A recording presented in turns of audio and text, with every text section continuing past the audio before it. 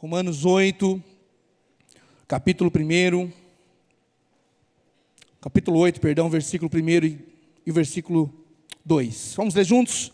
Agora, pois, já nenhuma condenação há para os que estão em Cristo Jesus, porque a lei do Espírito da vida em Cristo te livrou da lei do pecado e da morte. Amém? Amém? Esse texto é um dos textos mais incríveis da Bíblia. Talvez nós poderíamos resumir todo o Evangelho apenas nesse capítulo 8, falando sobre a graça, sobre essa verdade que precisa penetrar o meu e o seu coração.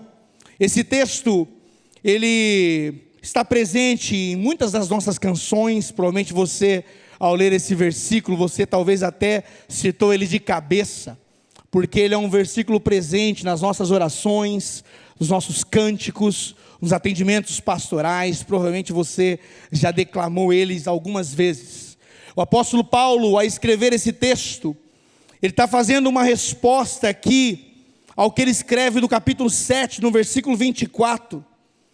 E essa pergunta que ele faz nesse capítulo 7, no versículo 24, ele está mostrando ali qual é a minha e a sua real situação, a real situação do ser humano. Olha o que ele diz em Romanos 7, versículo 24, ele diz assim: miserável homem que sou, quem me libertará do corpo sujeito a esta morte?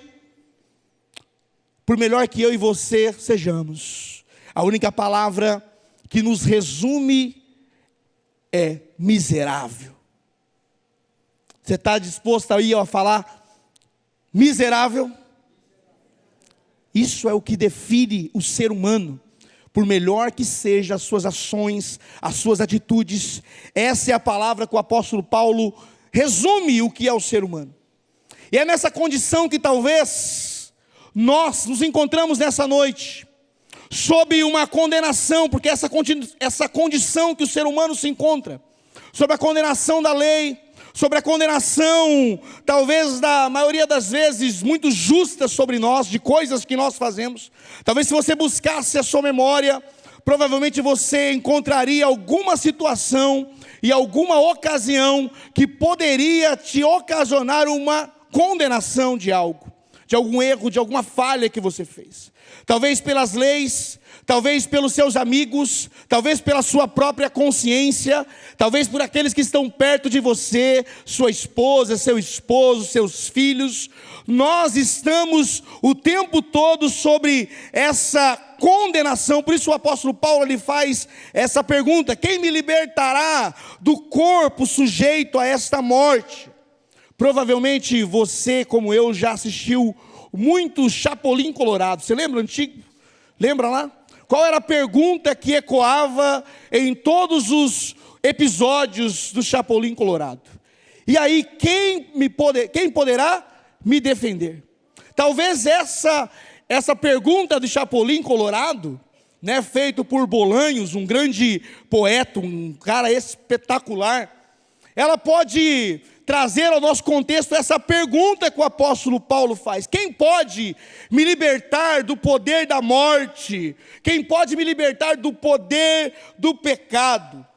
Porque essa é a pergunta que ecoa no coração do ser humano. Mas o apóstolo Paulo, na sequência, nesse texto que nós acabamos de ler, ele traz aqui, ele nos apresenta uma esperança, e que finalmente eu e você podemos entender, meu irmão e minha irmã, que há solução para nós, há liberdade para nós. Por isso o título dessa mensagem é: somos livres. Você pode declarar isso? Somos livres.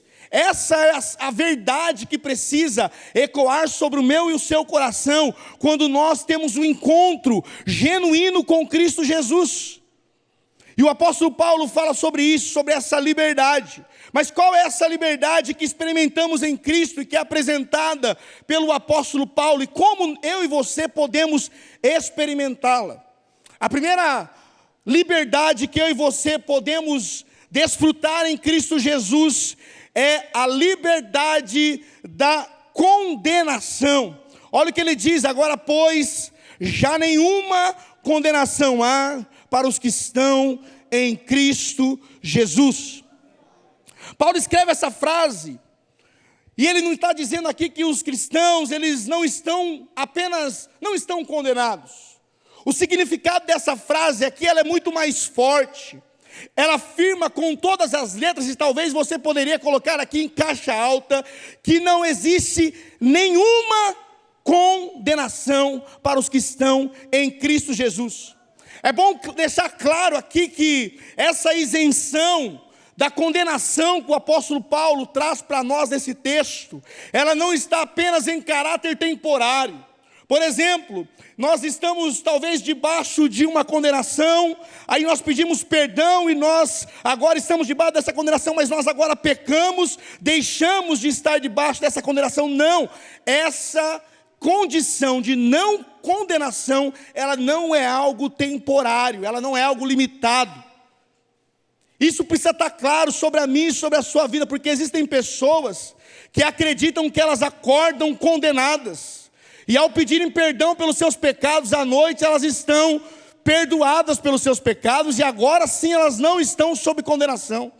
É como se o crente vivesse uma vida, sabe, andando para frente e para trás, uma hora eu estou condenado, outra hora não estou condenado. Não é isso que o apóstolo Paulo está falando, a intensidade dessa declaração que o apóstolo Paulo fala quando ele diz não há condenação para os que estão em Cristo Jesus. Essa afirmação aqui é como se essa condenação, meu irmão, minha irmã, ela desaparecesse para sempre. Ela não existe mais para aqueles que estão em Cristo Jesus. Nunca mais haverá condenação para se você se rendeu ao nome de Jesus Cristo. Se você reconheceu Ele como o único e suficiente Salvador da sua vida. Isso precisa ser um motivo que nos traz alegria e esperança ao nosso coração. É muito importante eu e você entendermos essa verdade. Porque há inclusive um pastor galês do século XX, chamado Dr. Martyn Lloyd-Jones, ele diz que a maior parte dos nossos problemas, ele se deve ao nosso fracasso em entender a verdade desse versículo.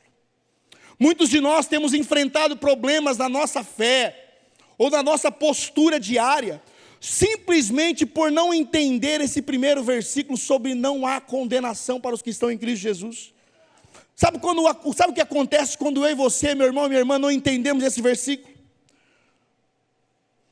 Desencadeia no nosso coração uma série de comportamentos que nos aterrorizam. Por exemplo, nós passamos a sentir muito mais culpa, indignidade, dor do que nós deveríamos.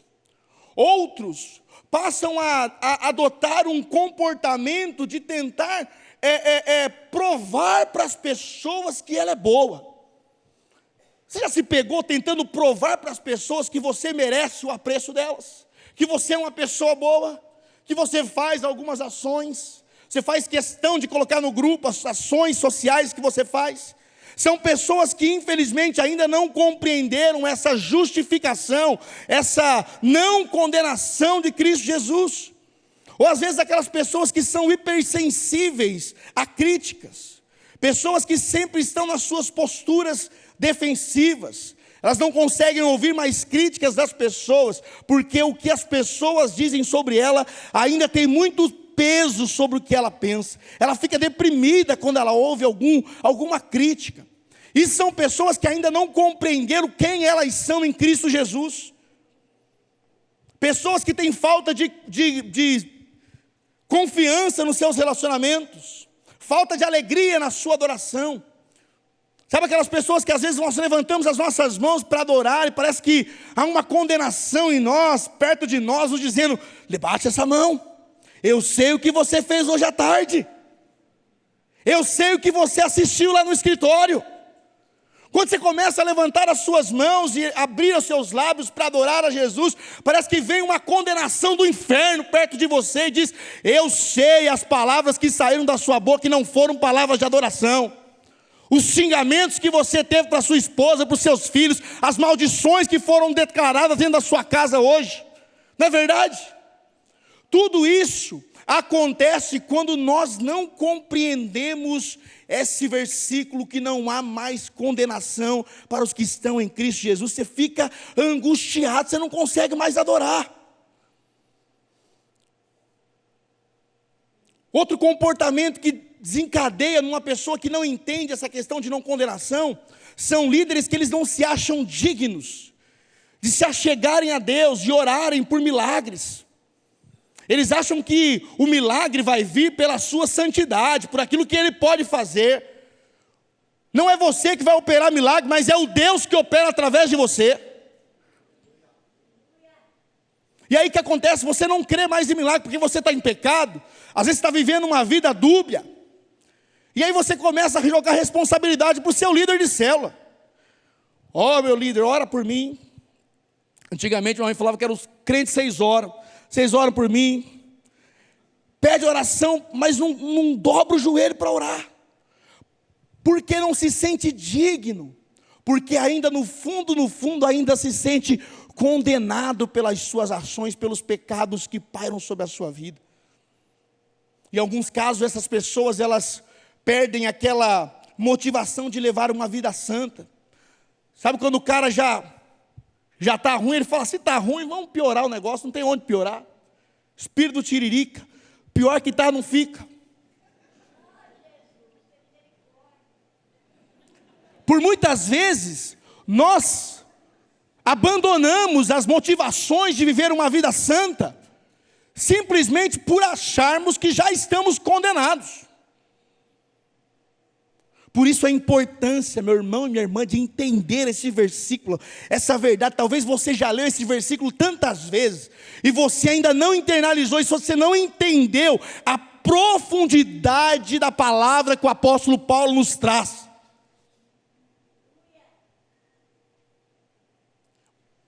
Esse privilégio, essa alegria de não ser condenado, só tem aqueles que estão em Cristo Jesus. Isso é motivo de você louvar ao Senhor, engrandecer a Ele, acordar pela manhã e entender que não há um martelo dizendo que você está condenado pelos seus pecados de ontem, de hoje e de amanhã. Você está liberto deles. Isso é o nosso motivo de gratidão ao Senhor Jesus. Essa liberdade da condenação, ela só é possível quando nós nos rendemos a Cristo e quando nós o reconhecemos como nosso Senhor e Salvador. E é nesse momento que essa condenação desaparece. Aí você pode perguntar, pastor, como é possível isso? Como é possível viver sem esse peso, essa condenação que tem pairado sobre o meu coração? O mesmo pastor Lloyd Jones, ele resume esse problema com uma ilustração prática. Ele diz que a diferença entre o incrédulo que peca e o cristão que peca é a mesma diferença entre o homem que transgride as leis do Estado e o marido que ele erra contra a sua esposa. Se você fura um semáforo, você está sobre a lei do Estado. Mas se você falha com a sua esposa, se você mente para a sua esposa, se você talvez comete um erro gravíssimo com ela, talvez a lei do Estado, na grande maioria das vezes, elas não irão te pegar. Você não está sobre a lei do Estado. Vocês estão entendendo? A lei que para dentro da casa, às vezes, com falhas pequenas, ela não está sobre a lei do Estado, mas ela está sobre uma lei muito mais íntima, que é relacionamento. Às vezes, tem homens, e às vezes nós preferimos, tomar uma multa, do que entristecer a nossa esposa chegando atrasada ou deixando ela perder algo, não é verdade? Já viu aqueles apressadinhos na rua? Eu sou um deles, às vezes. Sabe por quê? Às vezes, transgredir uma lei não traz tanta dor ao seu coração como entristecer o coração de quem você ama. O que o apóstolo Paulo está dizendo para nós aqui é que não há condenação, porque nós não estamos mais sobre a lei. Agora há uma outra lei, que é algo do relacionamento. Quando você peca, você não peca mais contra a lei, mas você peca contra Cristo. Você não está condenado, mas você entristece o coração de Cristo. O que é mais fácil para você? Ou o que é mais dolorido para você? receber uma multa no final do dia, ou ter que lidar com a tristeza da sua esposa no final do dia, ou do seu esposo no final do dia. Porque quando se dá com relacionamento, com machucar pessoas que nós amamos, nós sentimos muito. E é desse tipo de relacionamento que Deus está falando aqui, o apóstolo Paulo está nos falando através da sua palavra. Ele está nos ensinando aqui que quando Cristo, o meu pecado não é mais contra a lei, é contra o próprio Cristo a quem eu amo.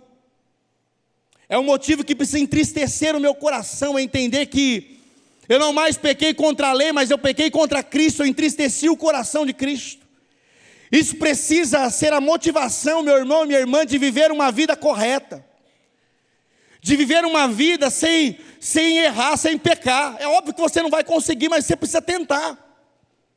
O pecado na vida do cristão precisa ser um acidente, não algo deliberado, que você comete por série. Pecado é acidente. Você sai de casa não querendo bater seu carro. Se você sai de casa planejando um acidente, isso é suicídio, não é acidente. Por muitas vezes nós entristecemos o coração de Deus porque nós saímos da nossa casa maquinando o mal, maquinando o pecar. É dessa libertação que Deus está nos dizendo aqui através da vida do apóstolo Paulo. O cristão, quando ele peca, quando ele erra, ele não está mais sob condenação. Por isso que o cristão, ele se sente envergonhado. Quantos aí se sentem envergonhados quando pecam? Constrangidos. Se você não sente isso, alguma coisa está errada. O pecado, ele deve gerar no nosso coração um constrangimento, um arrependimento, uma vergonha, mas nunca mais condenação. Se você ainda se sente condenado, se você ainda se sente assim, ai meu Deus, eu perdi minha salvação, se ainda não compreendeu a graça, se ainda não compreendeu a obra de Cristo, se ainda não compreendeu o Evangelho. Amém ou não amém? Amém. Você está comigo aí ou não? Amém. Por isso aqueles que estão em Cristo, então eles não se sentem mais condenados. E ao compreendermos isso, então nós vamos deixar de obedecer por obrigação. Se há algo triste na vida cristã, é você não obedecer por amor a Cristo, você deixar de obedecer por amor a Cristo. Você obedecer não por amor a Cristo, mas por obrigação. Você vive um peso, e não é esse o peso que o Evangelho traz para nós. É como você vê uma pessoa que sai de casa para treinar, fazer uma academia. É diferente uma pessoa que ela entende, às vezes ela nem ama tanto, mas ela entende que aquilo é necessário para a vida dela. Aqueles que amam fazer exercícios, correr, treinar, que seja, ele entende a importância daquilo, e aquilo vira um hábito, aquilo gera um desejo no coração dele por fazer. E é diferente daquela pessoa que faz por obrigação, porque o médico falou, faz, senão você vai morrer. A motivação deles são diferentes. Um faz meio triste, acorda triste, coloca o tênis meio chorando. O outro não, o outro já acorda numa outra rotação. Acorda 4, 5 da manhã, se as crianças acordam às 6, ele acorda às 4. Porque ele entende que aquilo é importante, ele valoriza aquilo. Essa alegria e essa motivação, meu irmão e minha irmã, que precisa ser quando você estiver diante do pecado e você falar não para o pecado. Você não tem que falar o não para o pecado tristinho. Ah, eu queria tanto fazer, seria tão gostoso, tão bom.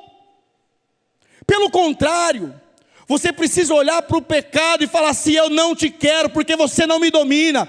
Meu coração é de Cristo Jesus, eu vivo para Ele, e eu digo não para o pecado todos os dias, por amor a Cristo Jesus. Isso são pessoas que não estão mais sobre a condenação, que não são escravos, mas que têm experimentado dessa liberdade em Cristo Jesus. Outra coisa, o apóstolo Paulo fala nesse segundo ponto então, que nós somos livres então da condenação e também nós somos livres da escravidão do pecado. Versículo 2 ele diz: porque por meio de Cristo Jesus, a lei do Espírito da vida me libertou da lei do pecado e da morte. Se há um tema que gera discussão com o ser humano, é a tal da liberdade. Eu trabalho com adolescentes há 8 anos e eu nunca vi um adolescente que não deseja completar 18 anos para sair de casa. Mal sabe ele que quando ele chegar e casar, quem comanda lá não vai ser ele. Aí eu falo: Vanderlei, pastor Vanderlei, eu conto ou você conta para eles? Verdade. A maior mentira que contaram para o ser humano é que o ser humano ele tem uma possibilidade de ser livre. Primeiro que não existe livre-arbítrio. Se você acredita nisso, você está errado, você está indo contra a palavra. Não existe livre-arbítrio, você não tem liberdade. Há uma frase da minha esposa que diz assim: olha, conte-me sobre as suas liberdades que eu lhe mostrarei as suas algemas. Verdade. É uma frase, era para ser sério. Uma frase linda que eu guardei no meu coração.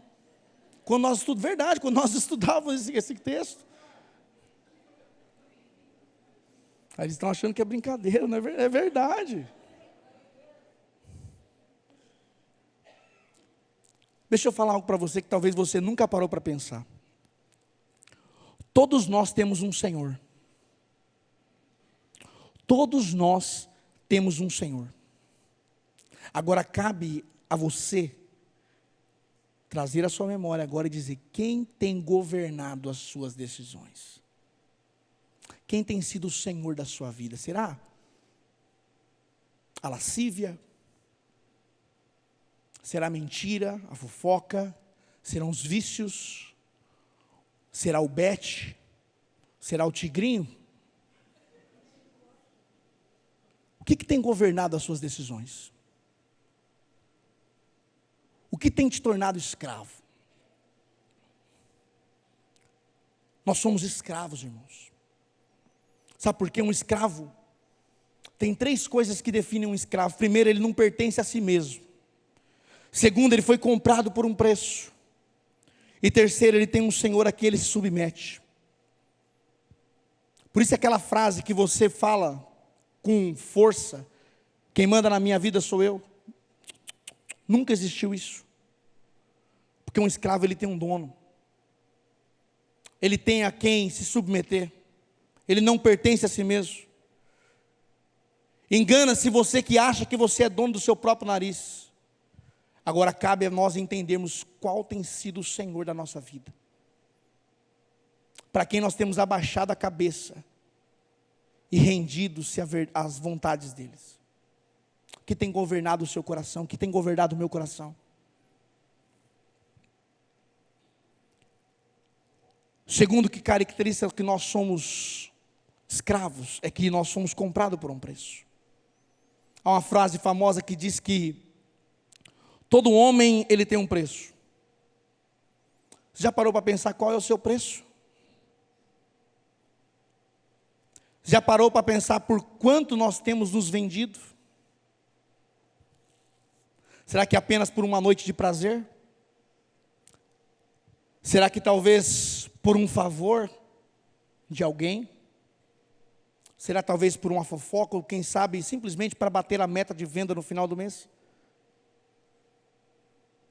Será que porque seu estabelecimento está em crise, você precisa renegociar, e você negocia princípios? Qual tem sido o nosso valor? Porque todo escravo tem um valor, tem um preço. Todo escravo tem um Senhor a quem submete. Quem tem ditado as regras na minha e na sua vida? Quem tem dado os tons para as nossas conversas nos directs, nos WhatsApps? A quem eu e você temos nos submetido, irmãos e irmãs?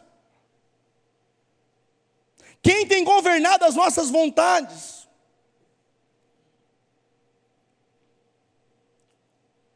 Nesse versículo 2, o apóstolo Paulo, ele fala algo extraordinário. talvez não soe como tão romântico assim, mas se render ao Evangelho, presta atenção nisso, guarde isso, se render ao Evangelho é uma troca de escravidão, é você deixar de ser governado pelo pecado, escravizado pelo pecado, e se tornar servo de Cristo Jesus. Olha o que o apóstolo Paulo fala, em Romanos capítulo 1, versículo, Paulo se apresenta como Paulo, servo de Cristo, Paulo, escravo de Cristo. Não existe uma realidade, meu irmão e minha irmã, mais libertadora do que essa, do que você deixar de ser governado pelos pecados e pelas suas vontades pecaminosas, e se render simplesmente à vontade única e exclusiva de Cristo Jesus. Quantos estão dispostos a viver debaixo desse senhorio do Senhor? Porque declarar nas canções é fácil, nós cantarmos que Ele é Senhor da nossa vida, que Ele pode mudar as coisas de lugar, que Ele faz, que Ele pode, mas nós não damos o devido lugar de Senhor para Ele. Se Cristo não tem governado o nosso coração, alguém tem governado e precisa deixar de governar urgente, para ontem. Nós precisamos nos render a Cristo e entregar o governo da nossa vida a Ele. Só assim nós experimentaremos dessa liberdade da escravidão do pecado. Voltamos aos 3 pontos do que define um escravo. Olha o seguinte, você não pertence a si mesmo. Olha o que o apóstolo Paulo fala em Gálatas 2:20. Não sou eu quem vive, mas Cristo vive em mim. Você não pertence a si mesmo. Olha só, todo escravo ele foi comprado por um preço. Olha o que o apóstolo Paulo fala em 1 Coríntios 6:20, porque foram comprados por preço agora, pois glorifiquem a Deus no corpo de vocês. Alguém pagou o preço, meu irmão e minha irmã. A graça, a sua salvação, você não precisou pagar nada, mas não é pelo fato de você ter pagado nada, que ela foi de graça, ela foi paga com preço de sangue, sangue inocente, derramado numa cruz por nós.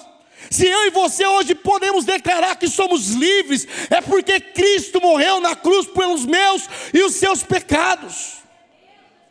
Nós fomos comprados por um grande preço, por um alto preço. Terceira coisa que define um escravo, ter um senhor a quem se submete. Olha o que Tiago diz no capítulo 4, versículo 7. Submetam-se a Deus, resistam ao diabo e ele fugirá de vós. Você quer que as tentações fujam de você?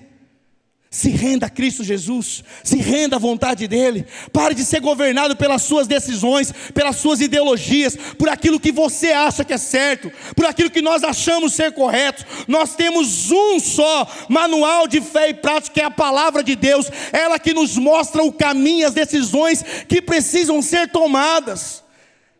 É nela que precisamos nos render, se precisamos e queremos viver uma liberdade verdadeira, irmãos e irmãs. É para essa liberdade que Cristo nos chama,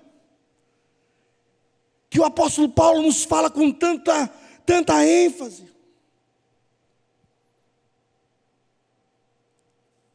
Como isso é possível? Paulo diz no versículo 3 que a lei, ela era incapaz de nos libertar. A lei, ela é incapaz de te libertar. Ela tem apenas a função de apresentar o padrão exigido. Eu costumo dizer que a lei ela é um espelho, a qual nós olhamos para ela e sabemos o que nós devemos fazer. Ela é um padrão de excelência. Você já foi numa loja com a sua camiseta que você acha que é branca, e você só descobre que ela não está mais branca quando você chega perto de uma camiseta branca? É verdade? Você pode usar Omo, Comfort, não fica mais. Fica meio marrom, amarela. Mas você só descobre que ela não é branca quando você chega perto de uma que é pura, branca. A lei é isso. A lei é o parâmetro, aquilo que é perfeito, aquilo que deveria ser o ideal. Mas a lei, ela não tem poder de te salvar. E ela também não tem poder de te libertar. Quantos aí já quebraram o pé, o braço? Quando você vai no médico e você faz um raio-x, quando você coloca as suas mãos lá, o braço fica perfeito, fica bom ou não? Hã? Não. Porque, olha lá, ó, nosso São Paulino aí, ó, quebrou o braço. Você fez raio-x ou não? Não curou com raio-x? Precisou de um médico. A lei, ela só mostra, como um raio-x, ela só mostra o problema. Ela mostra onde está quebrado ali, quebrou, fêmur, Aí o médico vem, e ele opera. E a partir da operação do médico, aquilo fica novo. A lei apresenta, e Cristo perdoa, justifica, liberta. Ninguém pode tomar aquilo que Cristo fez, só Ele pode te libertar. Só Ele, só nele nós podemos desfrutar dessa liberdade. Só nele, só Jesus, que eu e você podemos experimentar dessa verdadeira liberdade. A morte de Cristo, ela derrota o pecado legalmente. Sabe fazendo o quê, meu irmão, minha irmã? Pagando a nossa dívida. Em segundo lugar, Deus, Ele fez isso não apenas para derrotar o pecado. Cristo não morreu na cruz simplesmente para destruir o pecado, mas para extirpá-lo da sua vida para todo sempre. Só assim agora nós podemos viver segundo o Espírito. Só assim nós podemos viver segundo a palavra e declarar de uma só vez: somos livres. Essa palavra precisa estar presente nos seus lábios. Eu sou livre. Não por você, mas pelo que Cristo fez por nós.